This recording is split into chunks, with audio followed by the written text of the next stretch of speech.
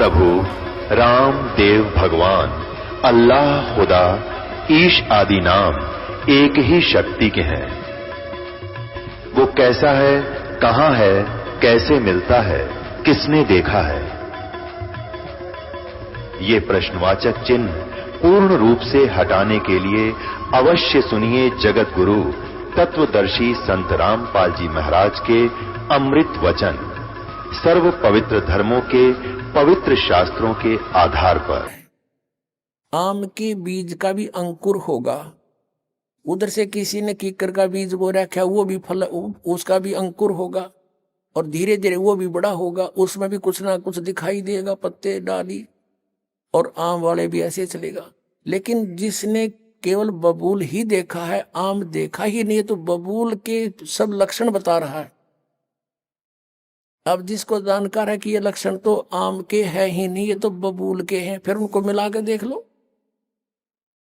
तो जिन महापुरुषों ने मंत्र, ये मंत्र बीज है, जिन्होंने ये सत साधना सतनाम और सार नाम की है, उससे जो उपलब्धि होनी वो तो सतलोक होना है। और जो इन्होंने नाम जाप किए वो काल के हैं, काल के ही लोक में इनको रहना है और यहीं पर है ये। और इनका जो दादा गुरु यानी सबसे प्रमुख वो भूत बना हुआ, वो की में बोला तो ये कित जाएंगे इन 5 नाम जपने वाले, अंडरस्टूड है। अब पुण्यात्मा, आज का जो प्रसंग था सत्संग का, कि शास्त्र विधि को त्याग कर जो मनमाना आचरण करते हैं उनको न तो कोई सुख हो, न उनके कोई सिद्धि प्राप्ति हो, न उनकी गति हो, यूजलेस। तो शास्त्र विधि अनुसार कौन से मंत्र हैं? पहले तो आपको जो प्रथम मंत्र दिया जाता है वो 7 नाम का है। पुण्यात्माओं, हमारे चारों वेद, पवित्र गीता, ये गॉड गिवन स्पिरिचुअल नॉलेज है, प्रभु दत्त है। और जो हमारे पुराण हैं ये ब्रह्मा जी, विष्णु जी और अन्य ऋषियों के अनुभव और ब्रह्मा जी से प्राप्त ज्ञान को मिश्रण करके इन्होंने अपना अनुभव लिखा है। परमात्मा की जानकारी और वे ऑफ वर्शिप जो वेदों और गीता में है वो फाइनल है, उससे अतिरिक्त हमने कोई मंत्र जाप नहीं करना चाहिए। तो हमारे सदग्रंथ बताते हैं कि ओम तत्सत इति निर्देश है, नथिंग एल्स, यही निर्देश है, फाइनल फैसला है, डायरेक्शन है इस 3 मंत्र के जाप करने की, सच्चिदानंद घन ब्रह्म को पाने की। अब यहां प्रसंग उठता है, कई श्रद्धालु कहते हैं कि भाई गुरुजी नाम तो इन देवताओं के देते हैं और इनकी पूजा को मना करते हैं। पुण्यात्माओं, आप बच्चे हो और आप दूध के जले हुए हो, अब अपना कर्म मत बिगाड़ना, क्योंकि आप इस दास से अधिक नहीं जान सकते। इस दास से अधिक परमात्मा या वो संत जिनको भगवान मिले वो जान सकते हैं, अन्यथा इस पृथ्वी पे किस ब्रह्मांड में कोई नहीं जान सकता। आप अब अपना दिमाग खराब मत करना, क्योंकि आपका ज्ञान में कुछ मिश्रण उन अज्ञानियों का है जहां पहले गए हुए। अब पूजा और साधना में क्या अंतर होता है? जैसे आप जी को जल के गुणों का ज्ञान हुआ, उसकी प्राप्ति की तरफ हुई, आप पूजा तो कर रहे हो जल की, कि मुझे जल प्राप्त होना चाहिए, जल प्राप्त करूंगा। और साधना क्या है उसके पाने की विधि, जैसे हैंडपंप लगाना है तो बोकी लगानी है, पाइप नीचे पहुंचानी है, ये तो है साधना। और जिसके लिए ये सारा कुछ खड़ा हो रहा है वो है पूजा।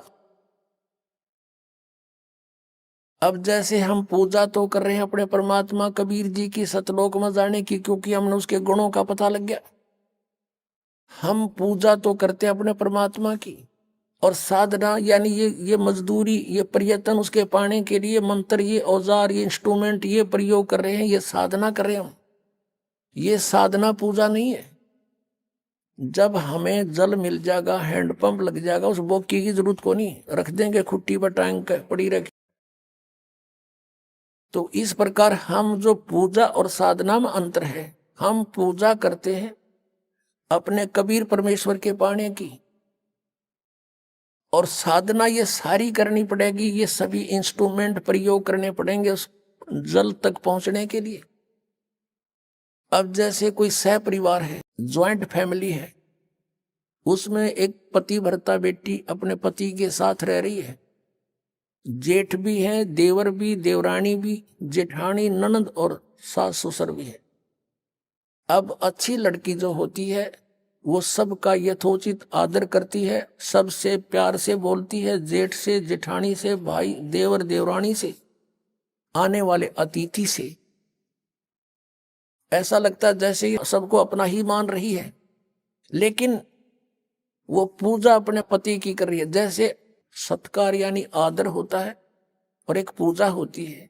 सत्कार तो वो पति भरता सबका करती है, लेकिन पूजा अपने पति की करती।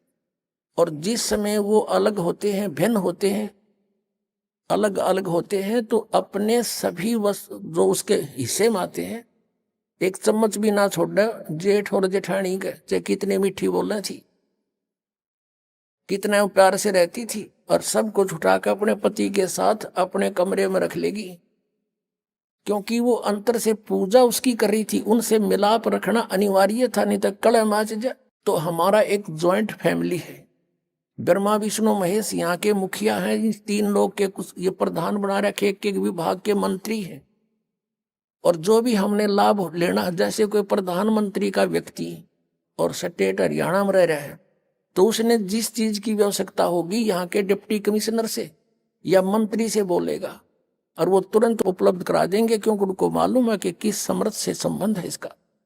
ऐसे ही आप जी इस काल के लोक में रहोगे, आपको सुविधाएं तो यही देंगे। ये तो जब तक आप उस परमात्मा की शरण में नहीं हो तो आपको वर्क डन ही देंगे, आपकी किस्मत देंगे। और जब समर्थ से संबंधित होगे, जो मांगोगे वो दे देंगे ये। लेकिन कितना देंगे? परमात्मा के आदेश से, यानी आपके शुभ संस्कार बनेंगे, उन संस्कार के आधार से आपको फिर ये वो धन देंगे यही। जैसे आप जी ने उल्टा लटका हुआ संसार रूपी पेड़ के विषय में जाना, और जैसे हम कोई आम का पौधा जमीन में बोएंगे तो जड़ की तरफ से जमीन में दबाया जाता है, एक गड्ढा बना के। तो पूजा करेंगे जड़ की, हम टहनियों की पूजा नहीं कर रहे, लेकिन फल लगेंगे टहनियों के।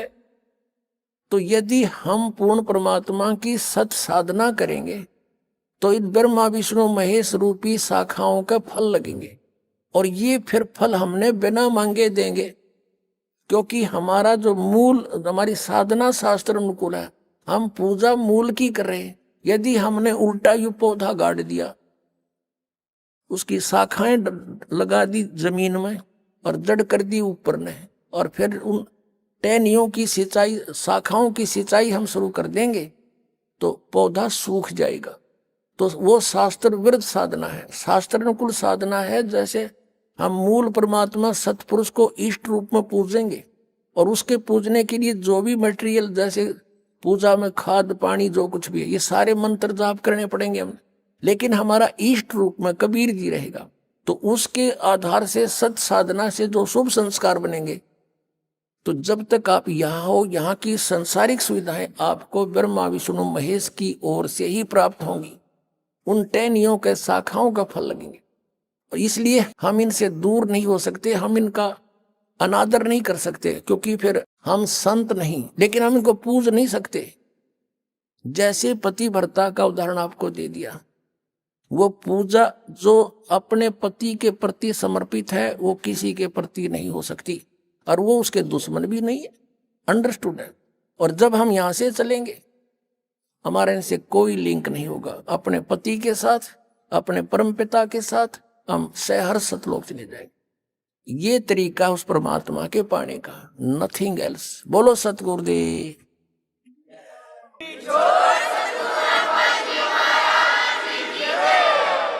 परमपिता परमात्मा पूर्ण ब्रह्म, सारी सृष्टि के रचनहार कुल मालिक कबीर परमेश्वर जी, ये हम सब आत्माओं के उत्पत्ति करता है, ये हमारे पिता हैं। जितनी भी आत्माएं यहाँ इस काल के जाल में फंसी हुई हैं, ये सभी उसी परमेश्वर की आत्माएं हैं, उन्हीं के बच्चे हैं। इस काल भगवान ने हमारा यहाँ पर दुरुपयोग कर रखा है। उसके लिए परमात्मा स्वयं आकर के ये जानकारी देते हैं कि बोली आत्माओं, तुम जहां रह रहे हो ये इस काल कसाई का स्थान है। पुण्यात्माओं, आज तक हमें किसी ने ये ऐसा ज्ञान नहीं दिया जिस कारण से हम इसी पीड़ा को, इन्हीं दुखों को और इसी प्रोसेस को, जन्म और मृत्यु, आजीवन इस पेट को ही पालते रहना, इस सारे प्रोसेस को हम यहाँ एक रूटीन मान लिया कि सबके साथ हो रहा है और ऐसा ही होता है, ऐसा ही होगा, और यही फाइनल सिस्टम है यहाँ का। इसलिए हमें कोई ऑब्जेक्शन नहीं रहा, कोई मरो या कोई बचो, कहीं अकाल गिरो, कहीं पर फ्लड आ जाओ, तो हम बाकी बचे हुए सोचते हैं कि हम सुरक्षित हैं। बस हम इतना ही जानकर अपने आप को सुखी महसूस करते हैं। लेकिन जिनके ऊपर वो आपदाएं आई, वो भी पहले ये समझ रहे थे हम सुरक्षित हैं। अपने आत्मा इसको बहुत गहराई से सोचो, एक इस पर गहन चिंतन करो। वैसे नहीं एक कान से सुनी दूसरे में कर निकाल दी, ये कोई सत्संग सुनना नहीं होता। श्रीमद् भगवत गीता अध्याय नंबर 11 के श्लोक नंबर 32 में ये गीता ज्ञानदाता श्री कृष्ण जी में प्रवेश करके बोल रहा है, और वो कह रहा है कि मैं काल हूं, मैं सबको खाऊंगा, सबका नाश करूंगा। भगवान नाश करता है कभी? और जो नाश करता हो भगवान नहीं हो सकता, परमात्मा नहीं है, अच्छी आत्मा नहीं है। और यहां सब कुछ हो रहा है तो ये जिसके अंतर्गत हम रह रहे हैं ये परमात्मा नहीं है, श्रेष्ठ आत्मा, अच्छी आत्मा नहीं है। परम माने श्रेष्ठ, अच्छी।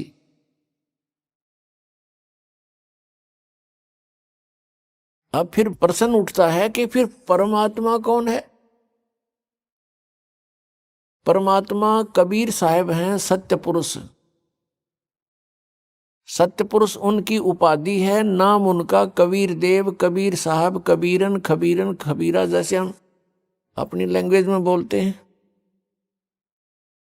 जैसे पलवल को परवर बोलते हैं, पलवल के वहां आसपास के क्षेत्र के रहने वाले ग्रामीण पलवल शहर को परवर बोलते हैं। अगर वो परवर कहते तो भी उनका उद्देश्य पलवल की तरफ संकेत है, उनका उद्देश्य पलवल को ही समझाना है। तो ऐसे ही कबीरन, खबीरन, खबीरा, कबीरा, ये कुरान शरीफ में लिखा है। ये भाषा भिन्न होने से संकेत कबीर साहब की तरफ ही है। जैसे वेदों में कबीर देव, कबीर, उसको ये व्याकरण के ज्ञाता, उस कबीर को वो कवि बोलते हैं, किसका कवि बनता है तो वो कबीर देव तो लिखना ही पड़ेगा। तो हम वह को वह बोलते हैं, तो कबीर साहब कहने लगे। देव माने साहब कहो, परमात्मा कहो, भगवान कहो, अल्लाह कहो। तो परमात्मा कबीर देव हैं। जैसे श्रीमद् भगवत गीता अध्याय नंबर 15 के श्लोक 16 और 17 में 3 पुरुष बताए हैं। एक सर पुरुष, अक्षर पुरुष और तीसरा परम अक्षर पुरुष। सर पुरुष कहो चाहे सर ब्रह्म कहो, अक्षर पुरुष कहो चाहे अक्षर ब्रह्म कहो, परम अक्षर पुरुष कहो चाहे परम अक्षर ब्रह्म कहो। गीता जी अध्याय नंबर 8 के श्लोक नंबर 1 में अर्जुन ने पूछा कि भगवान आपने 7वें अध्याय के 29वें श्लोक में जिस तत्परम के विषय में जानकारी दी है वो किम तत्परम? उसका उत्तर गीता ज्ञानदाता ने 8वें अध्याय के 3रे श्लोक में दिया कि वो परम अक्षर ब्रह्म है। परम अक्षर ब्रह्म कहो, परम अक्षर पुरुष कहो। पुरुष माने भी परमात्मा और ब्रह्म माने भी परमात्मा, स्वामी प्रभु। अब यहां ये ब्रह्म जो है ये है सर्वब्रह्म, लेकिन ये ब्रह्म प्रसिद्ध हो रहा है। जैसे किसी विभाग में आप देखिएगा तो उस ऑफिस में कार्य करने वाले व्यक्ति अपने उच्च अधिकारी को, जैसे इरिगेशन डिपार्टमेंट है उसमें एक्सियन ऑफिस होता है, तो एक्सियन ऑफिस के अंतर्गत जितने भी वहां कर्मचारी, अधिकारी, सुप्रिटेंडेंट, क्लर्क उसके अंतर्गत कार्य करते हैं, और अन्य जो एसडीओ जेई होते हैं, तो वो क्या कहते हैं कि साहब ने ऐसे बोला है। उनके लिए साहब अंडरस्टूड है कि एक्सियन साहब, एक्सियन साहब बार बार कहना अनिवार्य, वो आवश्यक नहीं समझते, वो साहब बोलते हैं। तो इसी प्रकार वो साहब प्रसिद्ध है उनके लिए, लेकिन उससे ऊपर बहुत साहब है। ऐसी साहब है, चीफ इंजीनियर साहब है, फिर इरिगेशन पावर मिनिस्टर साहब है, फिर मुख्यमंत्री साहब है, प्रधानमंत्री साहब है, राष्ट्रपति साहब है। तो ऐसे ये ब्रह्म जो है, यहाँ के प्राणियों के लिए ब्रह्म प्रसिद्ध हो गया, भगवान प्रभु। इनके लिए ब्रह्म अंडरस्टूड है, इनका भगवान ब्रह्म कौन है, ज्योत निरंजन काल है। इसलिए इससे नेक्स्ट ब्रह्म की जानकारी देने के लिए परब्रह्म शब्द प्रयोग करना पड़ा। परब्रह्म यानी इससे नेक्स्ट ब्रह्म, इससे नेक्स्ट स्वामी, नेक्स्ट जो है अगला प्रभु। ब्रह्म माने गॉड, प्रभु राम स्वामी अल्लाह। तो इस गॉड से, इस प्रभु से जो यहाँ का प्रभु प्रसिद्ध हो रहा है, इससे नेक्स्ट जो है गॉड वो परब्रह्म कहलाता है। और एक पारब्रह्म, पारब्रह्म माने सबसे सुप्रीम, सबके पार, सबसे ऊपर, सबका ओवरऑल कंट्रोलर, वो पारब्रह्म है, उसको परम अक्षर ब्रह्म कहते हैं। ऐसे इस ब्रह्म पुरुष को समझना हमने। तो गीता जी अध्याय नंबर 15 के श्लोक 16 में दो पुरुष बताए, दो ब्रह्म बताए, दो प्रभु, सरपुरुष, अक्षर पुरुष। और इन दोनों के अंतर्गत जितने प्राणी हैं वो सब नाशवान है, और ये स्वयं भी नाशवान है। जीवात्मा किसी की नहीं मरती, वो तो पशु की भी नहीं मरती, पक्षी की भी नहीं मरती। तो 17वें श्लोक में 15वें अध्याय के में तुरंत कहा है कि उत्तम पुरुष है तू अन्य परमात्मा इति उदाहरते, यानी श्रेष्ठ परमात्मा, श्रेष्ठ ब्रह्म वो तो कोई और ही है। इन दोनों से अन्य है सरपुरुष और अक्षर पुरुष से। और परमात्मा इति उदाहरते, वो परमात्मा कहलाता है, वो श्रेष्ठ आत्मा है, वो परमात्मा है। और कौन है वो? ये लोकतरम आविश्य विवर्ती अवैश्वर, वो तीनों लोकों में प्रवेश करके सबका धारण पोषण करता है, और वास्तव में वो अविनाशी परमेश्वर है। यहां वास्तव में अविनाशी परमेश्वर क्यों कहना पड़ा? क्योंकि अक्षर पुरुष का अर्थ भी अविनाशी पुरुष होता है। क्षर माने नाशवान, अक्षर माने जिसका नाश ना हो। लेकिन इस अक्षर पुरुष ये प्रसिद्ध है। जैसे किसी ने अपने लड़के का नाम कप्तान रख रखा है, अब कप्तान नाम रख लेने से कोई वो कैप्टन थोड़ा बन गया, तो ऐसा ही समझो। तो ये अक्षर पुरुष इसका नाम है क्योंकि ये थोड़ा चिरस्थायी है, इसलिए इस अक्षर पुरुष कहने लगे। अब यहां ये भी डिफाइन करना पड़ेगा कि अक्षर पुरुष कितना अक्षर पुरुष है। अब यहां सभी प्रभुओं की आयु का विवरण देते हैं। जैसे एक 4 युग की चतुर्युगी होती है, सतयुग, त्रेता, द्वापर, कलयुग। और ऐसे 1000 चतुर्युग का दिन, 1000 चतुर्युग की रात्रि, ये ब्रह्मा जी का दिन हुआ। यानी इतना, इतनी रात्रि, इतना दिन। और ऐसे 30 दिन रात का 1 महीना हो गया, 12 महीने का 1 वर्ष हुआ, और 100 वर्ष की आयु है ब्रह्मा जी की, रजगुण श्री ब्रह्मा जी की। इससे 7 गुना अधिक है श्री विष्णु जी सतगुण की, और श्री विष्णु जी से 7 गुना है तमोगुण शंकर भगवान की। ऐसे जब 70,000 बार ये त्रिलोक की शिव, तमोगुण शिव की मृत्यु हो जाती है, तब एक ब्रह्मांड का विनाश होता है। उसमें यह सरपुरुष महाशिव रूप में रहता है ब्रह्मलोक में, ऊपर, सबसे ऊपर। तब इसकी भी मृत्यु होती है, दुर्गा की भी इसके साथ मृत्यु होती है। पूरे ब्रह्मांड में आग लग जाती है, ब्रह्मा विष्णु महेश राम सभी जीव तड़प तड़प कर मर जाते हैं, शरीर छोड़ जाते हैं, और साथ में दुर्गा और ये काल भी मरता है, ब्रह्म सरपुरुष। इसके बाद क्या होता है कि सभी प्राणी ऑटोमेटिकली परमात्मा के विधान अनुसार दूसरे ब्रह्मांड में चले जाते हैं। 21 ब्रह्मांड है इस काल भगवान के, ब्रह्म के, सरपुरुष के, सरब्रह्म के, ज्योति निरंजन के।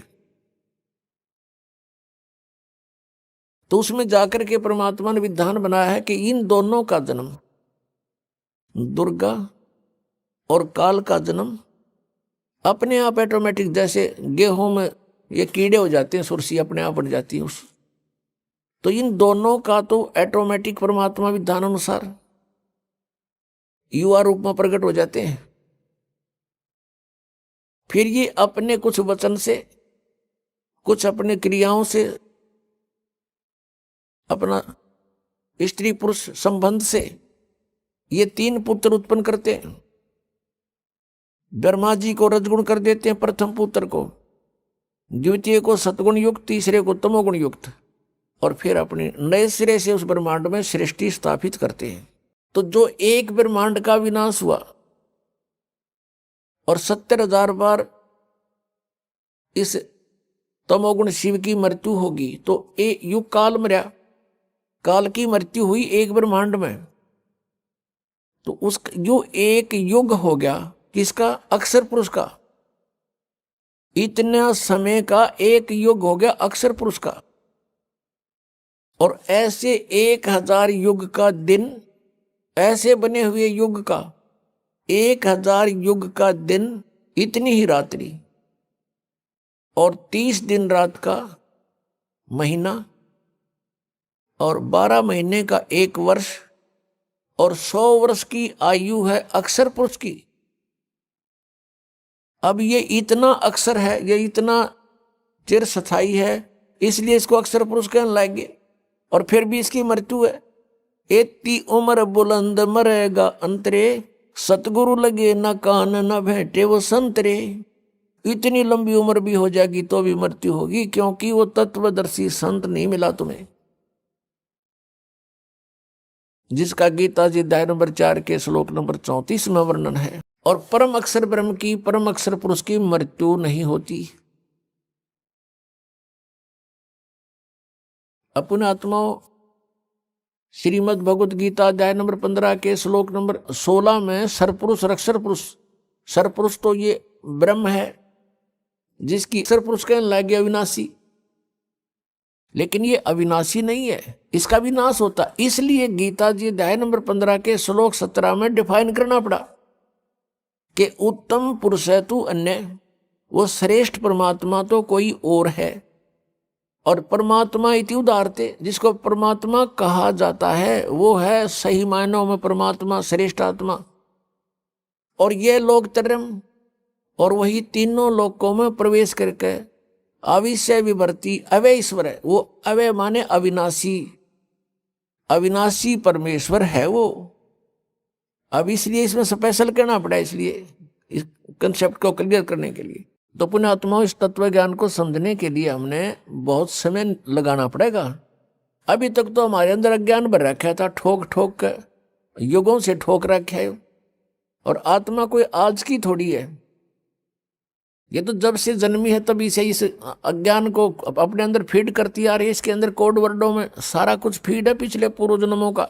अब जैसे अब तो इस बात को समझना बहुत आसान हो गया, आध्यात्मिक ज्ञान को जैसे एक चिप होती है मोबाइल में, और उसमें 40-40 घंटे का 50 घंटे का सत्संग आ जाता है। और इतनी गो है कति, बिल्कुल। और ये तो एक परमात्मा द्वारा बनाए गए मनुष्य से बनाई गई है। और जिस परमात्मा ने मनुष्य भी बनाया वो क्या बना सकता है? तो हमारे अंतःकरण में, आत्मा में परमात्मा ने ये सब ऐसा सिस्टम फिट कर रखे। असंख्य जन्मों का रिकॉर्ड आपके अंदर कोड वर्डों में जमा है, तो वो हमारे अंदर फीड है। अब गीता जी अध्याय नंबर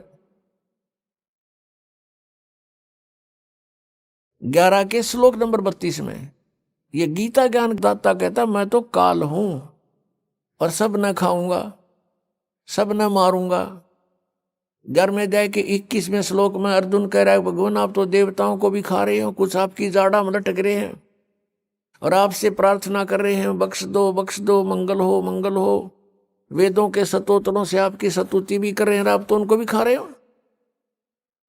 तो यहां इसने स्पष्ट कर दिया, भाई मैं तो काल हूं और सब न खाऊंगा, तू ना युद्ध करेगा तो भी इनको मार डालूंगा। तो हम जहां रह रहे हैं ये काल है, और ये कसाई बताया परमात्मा ने। काल कसाई हस्त है, सर्वलोक को खाए, अंकुश निर्गुण नाम का ये सतगुरु दर पकड़ा जावे। सतगुरु के दरबार में कबीर परमात्मा जब आते हैं और उसकी शरण में जैसे हम आ जाते हैं, जैसे अब इस दास को भेज दिया परमात्मा ने, अपनी वही पावर दे करके शक्ति दे दी। काम उन्हीं की शक्ति, उन्हीं के हाथ में रिमोट है इस दास का। तो अब इस परमात्मा की शरण में इस दास के माध्यम से आने से भी आपको उतना ही प्रोटेक्शन मिलेगा।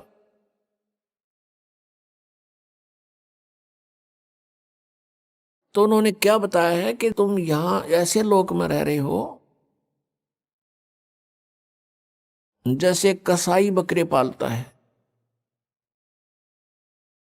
और वो सर्व सुविधाएं देता है अपने बकरों को स्वस्थ बना रखने के लिए।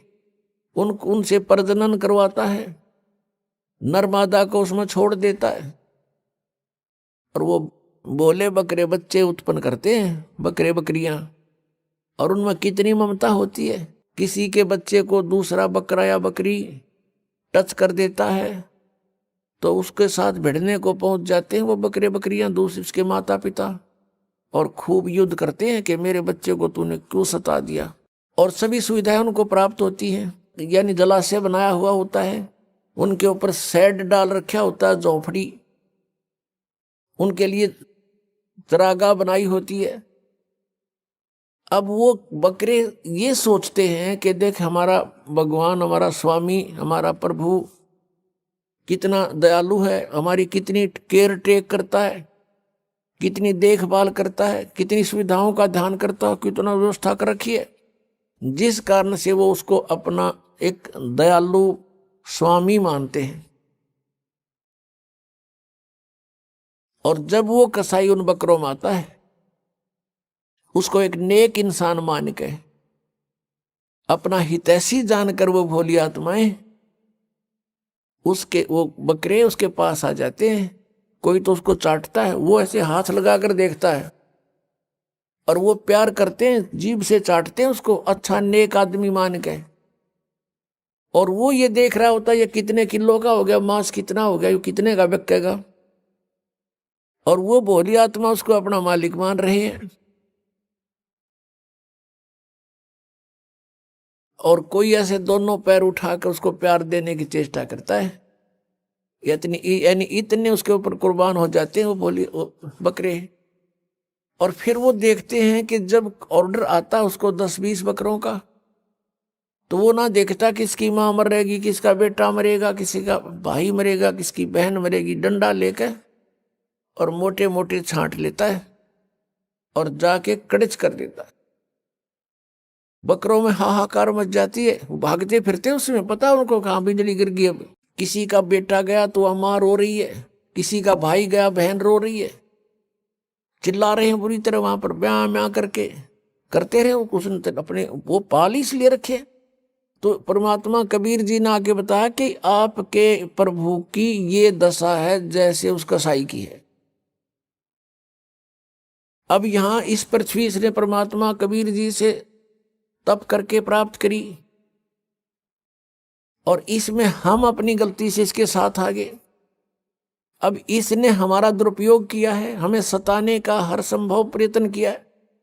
कारण क्या है कि ये चाहता है कि इनको जितना दुखी करूंगा उतना ही वो सतपुरुष कबीर साहब दुखी होगा, क्योंकि ये उसके बच्चे हैं। इसलिए इसने हमारे को यहां दुखी करने में कोई कसर नहीं छोड़ रखी।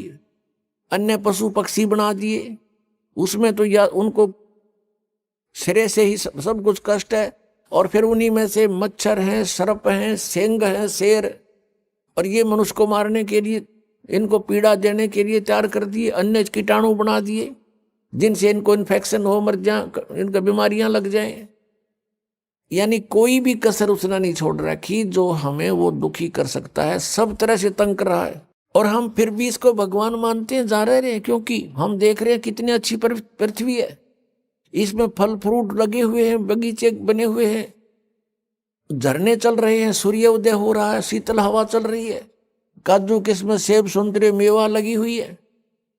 हम ये सोचते हैं बड़ा भगवान, बड़ा दयालु परमात्मा, हमारी कितनी सुविधा कर रखी है। और तब वो भगवान कहाँ गया? किसी का बेटा मर गया, किसी की बेटी मर गई, एक्सीडेंट में मार दिया, कहाँ गया वो भगवान? वो दयालुता कहाँ गई उसकी? तो परमात्मा हमें याद दिलाते हैं, तुम उस लोक को छोड़ आए जहां तुम सुखी थे, मृत्यु नहीं होती थी, तुम्हारे अंदर वृद्ध अवस्था नहीं होती थी। अब यहां प्राणी वृद्ध अवस्था को कति पसंद नहीं करता,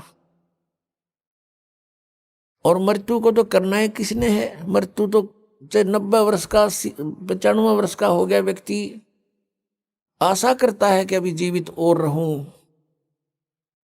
आशा सभी करते हैं और करनी भी चाहिए, क्यों? तो जन्म हुआ फिर मरे किस लिए? तो हम सभी इस चीज को बुरा मानते हैं कि ना तो बुढ़ापा होना चाहिए और ना मृत्यु होनी चाहिए। ये हमने घड़ी खटका है, और यहां डेफिनेट है, हम देख रहे हैं सभी में वृद्ध अवस्था आएगी, सब मरेंगे। अब हमने ऐसा क्यों लग रहा है? क्योंकि हम ऐसे स्थान पर रहा करते थे जहां जरा और मरण नहीं होता था। जरामीन वृद्ध अवस्था। श्रीमद् भगवत गीता अध्याय नंबर 7 के श्लोक नंबर 29 में कहा है कि अर्जुन, जो जरा मरण मोक्षाय यतन्ति ते मम आश्रित है, मेरे ज्ञान का आश्रय करके जो जरा और मरण से छूटने के लिए यत्न कर रहे हैं, ते ब्रह्म तत्विदु कृष्णम अध्यात्म अखिलम च कर्मम, वो सारे अध्यात्म से और सभी कर्मों से और तत्ब्रह्म से परिचित है। वो केवल जरा और मरण से छूटने का प्रयत्न जो कर रहे हैं, वो किसी और वस्तु की डिमांड नहीं करते, तो वो उस तत्ब्रह्म से परिचित हो चुके हैं और सारे कर्मों से परिचित हो चुके हैं। और पूरे अध्यात्म ज्ञान से परिचित व्यक्ति ही जरा और मरण से प्रयत्न कर रहा है, छूटने के लिए प्रयत्न कर रहा है। तो जरा और मरण कहां नहीं होता? सतलोक के अंदर। शंखों लहर मेहर की उपजे, कहर नहीं जा कोई, दास गरीब अचल अविनाशी, सुख का सागर सोई। सतलोक के अंदर कहते शंखों लहर मेहर की उपजे। अब वहां हम सतलोक में रहा करते थे, हमारा ऐसा ही शरीर था जैसा आपका यहां पर है, लेकिन उसका मटेरियल ये नहीं है। वो शुक्रम अकायम है, ऐसनाविरम है। माता पिता के योग से जैसे यहां शुक्र से बनता है, ऐसा वहां हमारा शरीर नहीं है। यहां 5 तत्वों से बना हुआ है, वहां 1 तत्व से, नूर तत्व से बनता है। अब जैसे हमारा शरीर 5 तत्वों से बना हुआ है, इसमें कहीं तत्व दिखाई नहीं देता और कितना सुंदर हमें लगा है। इसी प्रकार उस नूर तत्व का वहां ऐसे परमात्मा ने व्यवस्था कर रखी है, हमारे आत्मा के ऊपर फिर एक कवर वो नूर तत्व से होगा और उसका 16 सूर्य जितना प्रकाश होगा, इतना तेज, इतना नूर होगा, उसका होगा मनुष्य सदृश ही। और वहां पर आपका पूरा परिवार होगा, आपका अलग से कुटुंब होगा, पूरा अलग से महल बने हुए हैं जिनको बने बनाए आप छोड़ आए। आपकी सारी व्यवस्था वहां पहले से बनी हुई है और एक व्यक्ति को यानी एक आत्मा को और उसके कुटुंब को, परिवार को वहां पर इस पृथ्वी जितना स्थान अकेले को प्राप्त है। उसमें बाग बगीचे, झरने, बहुत गुणे। अब ये बातें आपका ना समझ में आवे। और हम वहां इतने खुले स्थान पर रहते थे, इसलिए यहां पर भी हमारी वो टेंडेंसी है, हमारी वृत्ति वैसी ही है। हम क्या चाहते हैं, एक पार्क हो, कोठी हो, कोठी भी कई कमरियां की हो, ऊपर नीचे हो है, और खूब सैर सपट्टे करने, कार हो, स्पीड से जाओ और इधर उधर घूमे। तो वहां विमान है आपके पास, आपकी वचन से विमान है, जहां चाहो वहां जा सकते हो, बहुत स्पीड से जा सकते हो और बहुत बड़े आपका स्थान है। तो वो सुविधाएं आपको वहां थी, उसकी अब खोज हम यहां कर रहे हैं। कोयले की खान में हम स्वर्ण ढूंढ रहे हैं, गोल्ड है, या कोयले की खान है, हम ढूंढ रहे हैं यहाँ सुख, या सारा दुख ही दुख है। परमात्मा कहते हैं तन दर सुखिया कोई नहीं देखा, जो देखा सो दुखिया हो। उदय अस्त की बात करे, मैंने सबका करया विवेक का हो, मैंने सबका विवेचन कर देख लिया। किसी के पास भी संत जाते हैं, 100 समस्याएं बता देता है, चाहे राष्ट्रपति हो यहाँ का, और चाहे ब्रह्मा हो, चाहे विष्णु हो, चाहे शिव हो, और चाहे इंद्र हो, वो भी 100 समस्याएं। उनकी इतिहास देख लो, ऋषियों के सामने कैसी प्रार्थनाएं कर रखी उन्होंने। तो पुण्यात्माओं, वो सुख सतलोक में है। परमात्मा सतपुरुष है, वो कबीर देव है, वो सतलोक में है। जब हम उसके राज्य में पहुंच जाएंगे, फिर हमारी मृत्यु और बुढ़ापा नहीं होगा। वहां जाएंगे कैसे, वो विधि आपको कल के सत्संग में बता दी थी विस्तार से, कि नाम जाप से हम भक्ति की कमाई इकट्ठी करेंगे। जब हम सतलोक से आए थे, हमारी बैटरी फुल चार्ज थी, हमारे बहुत ज्यादा पुण्य हमारे साथ थे। अब हम अपनी गलती से इस काल के साथ आगे लटक गए, इस पर आसक्त हो गए, और अब यहां हम रह रहे हैं इसके लोक में, तो हम उस अपनी पुण्य कमाई को बर्बाद कर चुके हैं। इसका ये रेस्टोरेंट है। अब जैसे ऊपर स्वर्ग बना रखे इसने, इस काल भगवान ने, वो स्वर्ग क्या है, स्वर्ग इज ए रेस्टोरेंट। और उस रेस्टोरेंट में जो किसी कोई जाता है तो उसका मालिक उससे चार्ज लेता है। जैसे कमरे का किराया, खाने का, जैसे खाने का खर्चा उसका 20 रुपए लगते हैं तो 50 रुपए चार्ज करता है, और वो उस रेस्टोरेंट में रहने वालों से चार्ज किया जाता है, और उनकी पूंजी समाप्त होती है, होटल वाले की पूंजी बढ़ती है। तो ऐसे ये काल भगवान ने रेस्टोरेंट बना रखे हैं जिनको ये स्वर्ग कहता है। वहां सारी सुविधाएं, बदमाशी, बकवाद, डांस, गाने, बड़े बड़े झरने बह रहे हैं, पार्क बने हुए हैं, वहां ये सैर सपट्टे करके स्वर्ग में अपने पुनों को नष्ट करके फिर दोबारा यहां पृथ्वी पर आ जाता है। तो पहले इसने हमको ऊपर रखा अपने महास्वर्ग में, जिसको ब्रह्मलोक कहते हैं, और ये स्वयं गुप्त रहता है। उसने वहां ब्रह्मलोक में एक इंद्र का लोक, एक महाइंद्र का लोक, और महाइंद्र के लोक में इसने ऊपर बना रखे हैं फिर नकली सतलोक, यानी सच्चे सतलोक की, रियल सतलोक की डुप्लीकेट नकल बना कर यहां स्थापित कर दिए कि कल को इनको कोई बताने आ भी जावे सतलोक वाला, कोई परमात्मा या उसका कोई भेजा हुआ दूत, तो ये भ्रमित रहे कि यहां है सतलोक, इसी में धक्के खाते रहे। तो नकली सतलोक, अलखलोक, अगमलोक, अकयलोक यहां बना रखे हैं काल ने इस ब्रह्मलोक के अंदर। तो हमें पहले वहां रखा और चार्ज हमारे से शुरू कर दिया। फिर हमें जब हमारी पूंजी कुछ कम हुई तो नीचे नीचे वाले स्वर्ग में रखा, जहां इंद्र का लोक एक अलग से है, कोमन स्वर्ग बोलते हैं उसको। और उससे उसमें भी जब पुण्य समाप्त हुए पृथ्वी पर मनुष्य बनाकर पटक दिया, यहां जन्म दे दिया स्त्री पुरुष बना करके। फिर यहां पर हमारे इतने पाप इकट्ठे होते चले गए। पुण्य क्योंकि शास्त्र अनुकूल साधना से बनते हैं, शास्त्र अनुकूल साधना इसने मिथ्या करवा दी। जब तक हमारे पूर्व जन्म के पुण्य रहते हैं तो हम जो साधनाएं किसी से भी सुनाते हैं उसको करते रहते हैं, और वो हमें लाभ हो रहा है पूर्व जन्म के संस्कारों से। हम सोच रहे इन साधनाओं से हमें लाभ हो रहा है, तो इस भ्रम के अंदर हम अपने सतयुग त्रेता द्वापर में ये सब पुण्यों का नाश कर देते हैं। और उस दौरान कोई हमें परमात्मा आते हैं, स्वयं चारों युगों में आते हैं, क्योंकि अपने का दुख अपनों को ही होता है। उस परमात्मा से हमारा कष्ट सहा नहीं जाता। हम रोते हैं, चिल्लाते हैं, किसी का बेटा मर गया, किसी की बेटी मर गई, लेकिन वो परमात्मा फिर वहां से चल कर आते हैं। हमें ज्ञान देना चाहते हैं कि तुम जहां रह रहे हो ये स्थान ठीक नहीं, ये काल का लोक है, और यहाँ जितनी बार जन्मोगे ये संकट तुम्हें झेलने पड़ेंगे। इसके लिए मैं बताता हूं, और तुम ये साधना, ये भक्ति करो, ये छोड़ दो। लेकिन हम इतने रंगे जा चुके होते हैं, इस काल के दूतों के द्वारा रह रहकर फीड कर दिया जाता हमारे अंदर, हम परमात्मा के उस ज्ञान को स्वीकार नहीं कर पाते हैं। हमारी बुद्धि जीव संज्ञा की है, और हम इन ऋषि महर्षि संतों को परम संत मानकर इन पर समर्पित हो चुके हैं, और ये सोच चुके हैं कि ये भगवान को प्राप्त कर चुके हैं, इन्होंने सतलोक चले गए होंगे।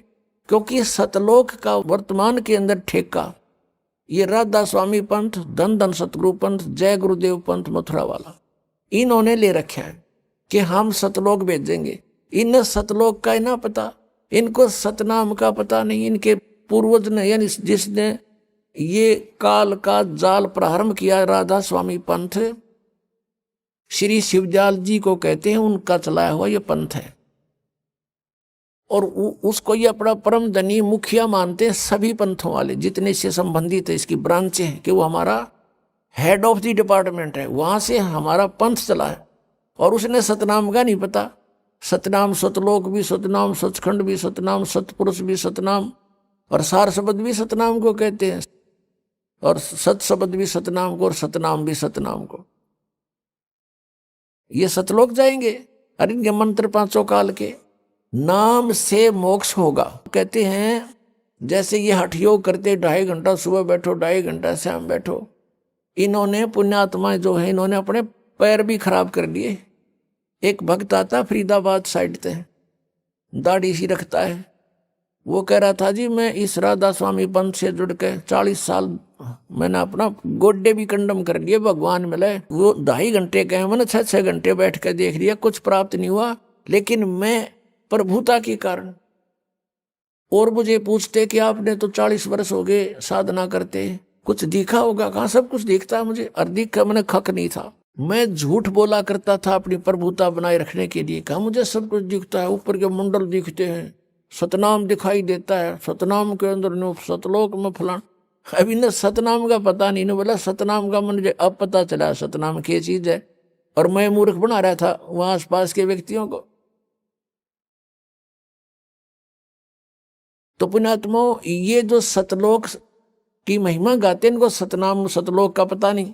अब परमात्मा कहते हैं कि कलयुग में जीवन थोड़ा है, भाई कर ले बेग संभार, योग साधना बने नहीं केवल नाम आधार। अब जैसे सतयुग के अंदर 1,00,000 वर्ष की आयु थी जीव की, और फिर त्रेता में लास्ट में 10,000 वर्ष की आयु रह जाती है, और द्वापर के अंत में 1,000 वर्ष की आयु रह जाती है, और कलयुग के लास्ट में 20 वर्ष की आयु इस मनुष्य की रह जाएगी। तो लाखों वर्ष बैठ के वो हठ योग करें जाते, सबकी समाधियां ऊपर जाती थी। समाधि क्या चीज है? जैसे कल आपको दिखाया था, रात्रि के समय जय गुरुदेव पंथ के मुखिया श्री तुलसीदास साहिब मथुरा वाले का अनुभव वो कहीं बताता है, मुझे रास्ते में रामकृष्ण दिखाई दिए। फिर कहता है मुझे वहां उनके कहते हैं सीन दिखाई देते हैं, वृक्षों में आदमी और वृक्ष नाच, आदमी उनका लटक रहे, व्यक्ति लटक रहे हैं और वृक्ष नाच रहे। ये मूर्ख बना रहा काल इनको। फिर ये कहता है श्री राम श्री कृष्ण की झांकी देखी, नजारा देखा, उनकी सवारी निकली मैंने देखी साधना में। फिर इन्होंने क्या देखा कि वहां सतपुरुष एक स्त्री के साथ बैठा हुआ यो काल बैठा है दुर्गा के साथ में, दूर से दिखाई दे दिया इसने किसी रूप में। इंद्र भी अपनी पत्नी के साथ सची के साथ रहता है स्वर्गलोक में, तो इसने वो ज्ञान है ही नहीं, इसी को देख लिया परमात्मा है, सतपुरुष है। अब क्या है कि जैसे सतयुग के अंदर साधक साधनाएं करते थे, उनके सवत शरीर होते थे और माइंड सेट होता था, पूर्व जन्म उनके पास संस्कार अच्छे होते थे, कोई काम नहीं होता था विशेष। जैसे सतयुग में सभी हरा भरा होता है पर पूरा पृथ्वी, और बहुत सुंदर मेवा फल, और जैसे आपने देखा होगा सामक एक घास होता है जिसके बहुत बाजरे जैसे दाने लगते हैं, और इस तरह के गेहूं वगैरह ये अपने आप उगे रहते हैं। उनको काटो समय आने पर और अपना पछोड़ो और खाओ, फल खाओ, काम कोई नहीं, लेकिन वो भगवान की भक्ति अवश्य करते हैं। अब जैसा भी उनको ज्ञान होता किसी ऋषि महर्षि या आस पास से, तो उसी तरह वो बैठ जाते, बैठकर उनके अंदर कोई ना कोई चैनल ऑन हो जाता उनका। जैसे हमारे शरीर में ये कमल बने हैं, मूल कमल में गणेश जी का वासा है, उससे ऊपर स्वाद कमल है जिसको अधिष्ठान चक्र बोलते हैं, तो उसमें सावित्री और ब्रह्मा जी का चैनल है वो। यानी चैनल क्या होते हैं, टीवी में चैनल होते हैं, ओरिजिनल कार्यक्रम तो उनके कहीं पर भी वो लाइव दिखा रहे हैं, तो कहीं से वहां कहीं और हो रहा दिख रहा है टीवी में, और दिखता उसी को जो उसका चैनल ऑन हो जा उस कार्यक्रम का, तो वो कार्यक्रम हो रहा है कहीं और दिख रहा है टीवी में। तो ऐसे ही ये ऊपर नजारे हो रहे हैं कहीं और दिखते हैं इस शरीर के अंदर, और दिखते केवल ये ब्रह्मांड के ही हैं, सतलोक के इसमें नहीं दिखते, क्योंकि अंड और पिंड के पार स्वदेश हमारा है। तो ये क्या करते थे, इनको अंदर समाधिस्थ हो जाते थे, कोई चैनल ऑन हो जाता है इनकी पूर्व की भक्ति से। आइए अब हम उन श्रद्धालुओं के अनुभव जानते हैं जो जगत गुरु तत्वदर्शी संत रामपाल जी महाराज जी से दीक्षा प्राप्त कर चुके हैं तथा उनके द्वारा बताए गए भक्ति मार्ग पर चल रहे हैं। सर नमस्कार। सत साहिब जी। सर क्या नाम है आपका? मेरा नाम प्रदीप कुमार है जी। प्रदीप जी कहाँ के रहने वाले हैं आप? मैं हिसार का रहने वाला हूँ जी। प्रदीप जी आप क्या करते हैं? जी मैं आर्मी से रिटायर्ड हूँ, 2019 में मैं पेंशन आ गया था सर। प्रदीप जी आप आर्मी से रिटायर्ड हैं तो आप पढ़े लिखे भी हैं, तो फिर संत रामपाल जी महाराज की शरण में आप कैसे पहुँचे? संत रामपाल जी महाराज जी की शरण में पूछने का मुख्य कारण यह है कि एक बार मेरी ड्यूटी थी फिरोजपुर, तो मैं ट्रेन में छुट्टी आ रहा था, तो उस ट्रेन में कुछ संत रामपाल जी महाराज जी के शिष्य पुस्तक सेवा कर रहे थे, तो वो बोल रहे थे कि ब्रह्मा विष्णु महेश की भक्ति नहीं करनी चाहिए। तो मुझे लगा कि ये कुछ ऐसे कौन से धर्म के लोग आ गए जो हिंदू धर्म की बुराई कर रहे हैं। तो मैंने वो पुस्तक थी भक्ति का सौदागर, मैंने वो पुस्तक ले ली सर, और घर पर आकर उस पुस्तक को मैंने पढ़ा। उस पुस्तक को पढ़ने के बाद मुझे पता चला कि एक्चुअल में हमारे को भक्ति यही करनी चाहिए। उसमें ऐसी आपको क्या भक्ति दिखी जो आपको लगा कि ब्रह्मा विष्णु शिव जी की भक्ति नहीं करनी चाहिए बल्कि ये भक्ति करनी चाहिए? देखो जी, संत रामपाल जी महाराज जी की वो पुस्तक मैंने पढ़ी, उस पुस्तक से पता चला कि ये पुस्तक के अंदर जो ज्ञान दिया गया है वो हमारे शास्त्रों के अकॉर्डिंग दिया गया है। जैसे हमारे हिंदू धर्म के श्री गीता जी, वेद, पुराण, कुरान आदि चारों धर्मों के जो शास्त्र हैं, गुरु ग्रंथ साहिब, इनके अंदर जो भक्ति दे रखी है वही भक्ति संत रामपाल जी महाराज जी की पुस्तक में दे रखी थी। उसी से मुझे पता चला कि एक्चुअल में सच्ची भक्ति यही है, इसी भक्ति को करने से हमारा मोक्ष होगा। तो इसका मतलब ये हुआ कि संत रामपाल जी महाराज ब्रह्मा विष्णु शिव जी की भक्ति छुड़वाते हैं, जो कि एक्चुअल में हिंदुओं के भगवान हैं। नहीं जी, ये ऐसा कहना गलत है कि संत रामपाल जी महाराज जी हिंदू धर्म के देवी देवताओं की भक्ति छुड़वाते नहीं है। एक्चुअल में क्या है कि संत रामपाल जी महाराज जी हिंदू धर्म के देवी देवता जैसे ब्रह्मा जी, विष्णु जी, शिव जी, उनके ओरिजिनल मंत्र देते हैं। उन मंत्रों के करने से हमारे को, हमारे शरीर के अंदर जो कमलों में बने बैठे भगवान है, वो हमारे को सर्व सुख देते हैं और पूर्ण भक्ति हमारे को पूर्ण परमात्मा कबीर साहिब जी की करनी। तो सर, संत रामपाल जी महाराज से नाम दीक्षा लेने से पहले भी आप कोई भक्ति साधना करते थे? सर, संत रामपाल जी महाराज जी की भक्ति से पहले हमारे जो हिंदू धर्म के देवी देवता हैं, ब्रह्मा जी, विष्णु जी और शिव जी, माता दुर्गा की, इन्हीं की भक्ति करते थे। तो सर, जो आप पहले भक्ति साधनाएं सभी देवी देवताओं की करते थे, उन सब भक्तियों को करने से आपको क्या क्या लाभ हुए? सर, संत रामपाल जी महाराज जी की भक्ति करने से पहले जो हम भक्ति कर रहे थे, उनसे एक्चुअल में हमें लाभ का तो कोई पता ही नहीं था कि लाभ भी होते हैं। जब संत रामपाल जी महाराज जी से नाम दीक्षा ली, जब पता चला कि हमें सच्ची भक्ति से ही लाभ होते हैं। तो सर, संत रामपाल जी महाराज से नाम दीक्षा लेने के बाद आपको पता चला कि एक्चुअल में भक्ति करने से लाभ भी प्राप्त होते हैं। तो क्या संत रामपाल जी महाराज से नाम दीक्षा लेने के बाद कोई लाभ भी आपको प्राप्त हुए? क्या उन लाभों को आपने अनुभव भी किया? हाँ सर, एक्चुअल में क्या है कि संत रामपाल जी महाराज जी से नाम दीक्षा लेने से पहले मैं शराब का भी सेवन करता था और बीड़ी सिगरेट का भी सेवन किया करता था। लेकिन संत रामपाल जी महाराज जी से नाम दीक्षा लेने के बाद मैंने बिल्कुल पूर्ण रूप से छोड़ दिया। इनकी बिल्कुल भी मन में इच्छा ही नहीं हुई कि मैं शराब को या किसी मांस, मिट्टी, तम्बाकू को हाथ भी लगाऊं। अन्य लाभ ये हुआ सर कि फर्स्ट में मेरी माताजी ने, मेरी पत्नी ने और मैंने नाम लिया था, तो मेरे पिताजी को हम बोलते थे कि पापा जी आप भी संत रामपाल जी महाराज जी से नाम दीक्षा ले लो। तो पापा जी बोलते थे कि बेटा मुझे आप नाम के लिए मत कहो, मैं आपको नहीं कहूँगा कुछ भी, आप भक्ति करते रहो। तो एक दिन क्या हुआ कि मम्मी पापा, गर्मियों के दिन थे, ऊपर सो रहे थे, पापा ने ड्रिंक कर रखी थी। तो रात को बारिश आई, बारिश की वजह से वो नीचे आने लगे, तो मेरी मम्मी का पैर फिसल गया। पैर फिसलने से मेरी मम्मी 3 मंजिल हाइट थी मकान की, ऊपर से नीचे गिर गई। नीचे गिरने से मेरे पापा जी के होश उड़ गए कि ये क्या हुआ। उनको लगा कि अभी तो कोई चांस नहीं है बचने का। नीचे जाके देखा तो मेरी मम्मी को बिल्कुल खरोंच भी नहीं आई। उससे मेरे पापा को बहुत झटका लगा कि एक्चुअल में संत रामपाल जी महाराज जी की भक्ति से ही एक्चुअल में आज इनकी जान बची है। तो फिर मेरे पापा जी ने भी नाम ले लिया संत रामपाल जी महाराज जी से। तो सर, संत रामपाल जी महाराज ने आपकी माता जी को जीवन दान दिया, क्या इसके अलावा भी आपको कोई लाभ प्राप्त हुए? अन्य लाभ ये हुआ सर, एक बार मैं जब फौज से रिटायरमेंट आया था तो मैं दिल्ली से हिसार के लिए ट्रेन में बैठा। तो दिल्ली से हिसार के लिए ट्रेन में बैठा तो रास्ते में भिवानी जंक्शन आया। भिवानी में उतरकर हॉस्टल पर कुछ खाने पीने के लिए चीज़ें लेने के लिए चला गया। तो वहाँ पर मेरा फ़ोन रख दिया और मैं सामान लेके ट्रेन में वापस चढ़ गया। तो कुछ दूर आने के बाद में भवानी खेड़ा में पहुँच गया था। भवानी खेड़ा पहुँचने के बाद में मुझे ध्यान आया कि मैं फ़ोन भिवानी स्टेशन पे ही भूल गया हूँ। तो मुझे बड़ा दुख हुआ कि मेरा फ़ोन रह गया, क्योंकि उसमें मेरा डॉक्यूमेंट्स वगैरह जो भी पैसे का हिसाब किताब था सारा उसी फ़ोन के अंदर था। तो उसी ट्रेन तकरीबन खाली थी, जो जिस डब्बे में बैठा था उसमें एक बंदा और बैठा था। उसने पूछा भैया क्या हो गया। मैंने उनको बताया कि भाई साहब मेरा फ़ोन है ना पीछे स्टेशन पे भिवानी जंक्शन पे रह गया। तो उन्होंने बताया, उनके फ़ोन से मैंने मिस कॉल भी, घंटी भी किया, लेकिन फ़ोन स्विच ऑफ आ रहा था। फिर मुझे ध्यान आया कि संत रामपाल जी महाराज जी के भक्तों को बहुत सारे लाभ होते हैं। तो मैंने गुरुदेव से प्रार्थना करी कि परमात्मा कि मेरा फ़ोन रह गया है और मुझे फ़ोन मिले, सभी तसल्ली होगी मेरे को भी ऐसा लाभ हुआ है।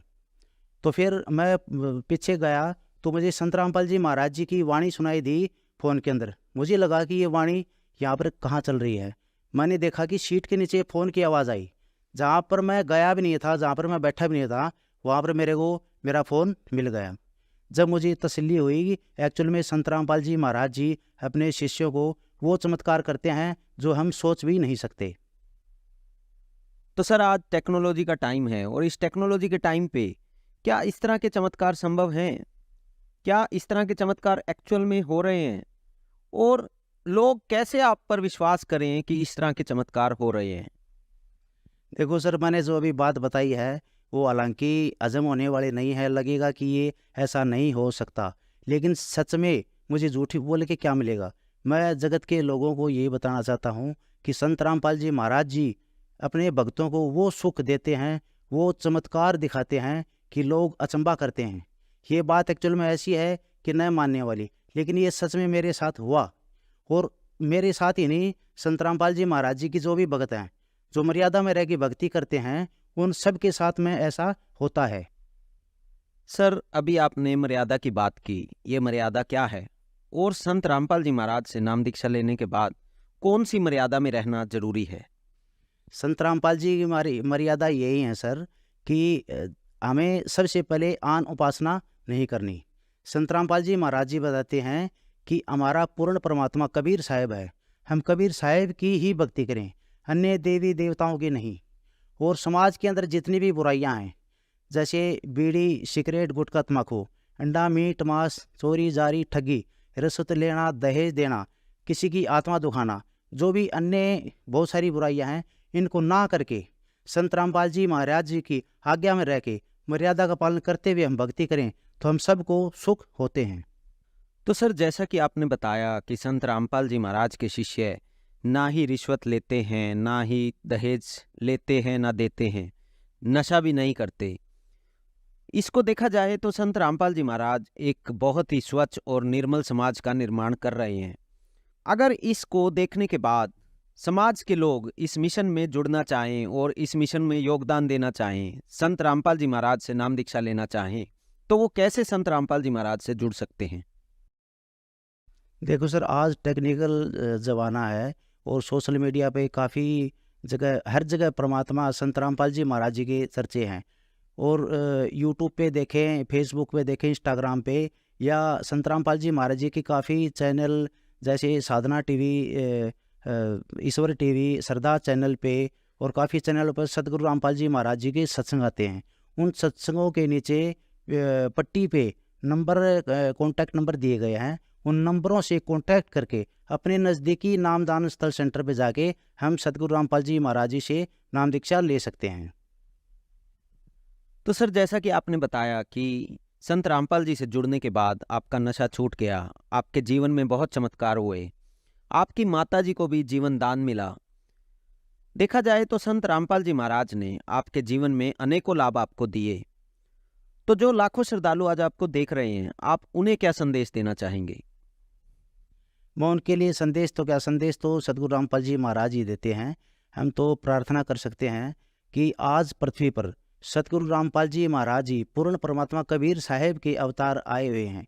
जिनको घर में समस्या है, शारीरिक समस्या है, आर्थिक समस्या है, मानसिक समस्या है, किसी भी प्रकार की कोई समस्या है, जो सोचता है कि ऐसा नहीं हो, तो सतगुरु रामपाल जी महाराज जी से पहले उनका सत्संग सुने, सत्संग सुन के उनका ज्ञान समझे, ज्ञान समझ के उनसे नाम दीक्षा लेके भक्ति करें।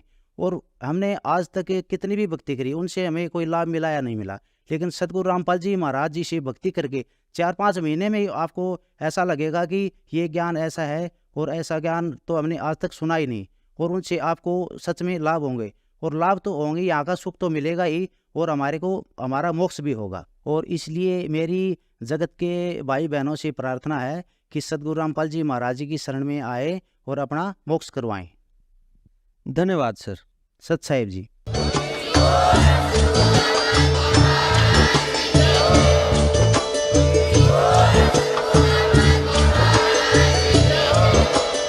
आप सुन रहे थे जगत गुरु तत्वदर्शी संत रामपाल जी महाराज जी के मंगल प्रवचन। अधिक जानकारी के लिए विजिट कीजिए हमारी वेबसाइट www.jagatgururampalji.org। संत रामपाल जी महाराज जी के शुभ आशीर्वाद से पूरे विश्व भर में 500 से भी ज्यादा नाम दीक्षा केंद्र हैं, जिन पर संत रामपाल जी महाराज जी द्वारा ऑनलाइन निशुल्क नाम दीक्षा दी जा रही है। अपने नजदीकी नाम दीक्षा केंद्र का पता करने के लिए संपर्क करें 8222880541।